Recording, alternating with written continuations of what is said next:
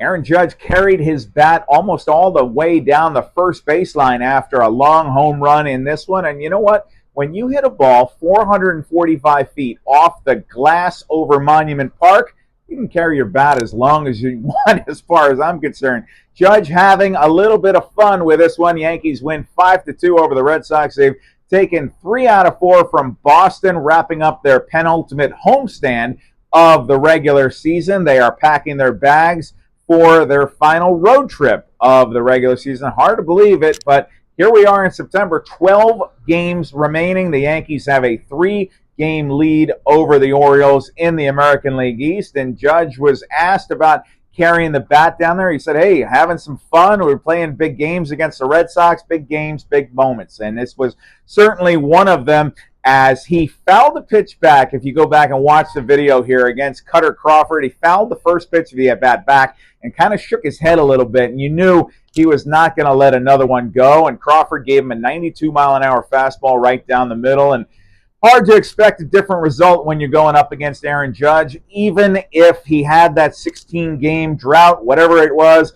Home run number 53 for the captain.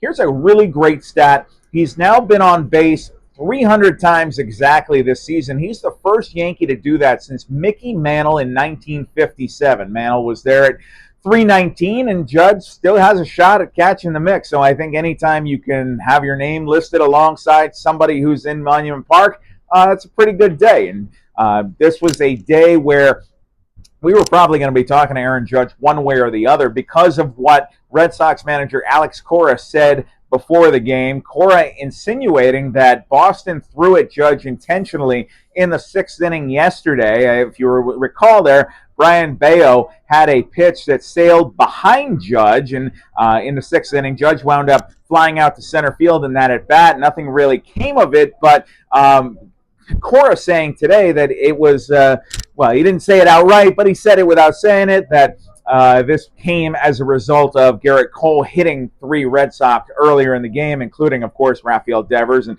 we've certainly talked enough about Cole and Devers for a lifetime there. But, you know, Judge said, hey, that's part of the game. You know, it's been played that way for 100 years. You know, the game polices itself. And the most important thing is don't miss when you're going to do that. Aaron Boone said, about Cora's comment, said, hey, you can't do that, and that's for somebody else. And so certainly that's going to draw some attention at the league office and will probably generate at least a fine, I would think, for Cora. Other things in this game to talk about, hey, Gleyber Torres continues to slug out of the leadoff spot. That move has turned out to be really great for him. He said that having the trust from Aaron Boone to hit up at the top of the lineup, hit in front of those guys, has helped his confidence a lot. And so that's home run number 14 for him.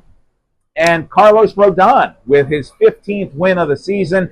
He came into this year wanting to make all of his starts after being set back a lot by injuries last year. 30 starts now for Rodon, and we'll talk a little bit more about what changed for him in the newsletter coming out tomorrow morning. So be looking for that in your inbox. For today, you can go on and read more about Aaron Judge, and also Yankees now heading to the West Coast for a 3-game series with the Seattle Mariners. Luis Gil, Nestor Cortez, and Clark Schmidt will be your starting pitchers for that series. So that's all from Yankee Stadium, where once again your final score was the Yankees 5 and the Red Sox 2. Off to the West Coast, 6 games coming up against the Mariners and the Athletics, and then right back here for the final homestand of the regular season.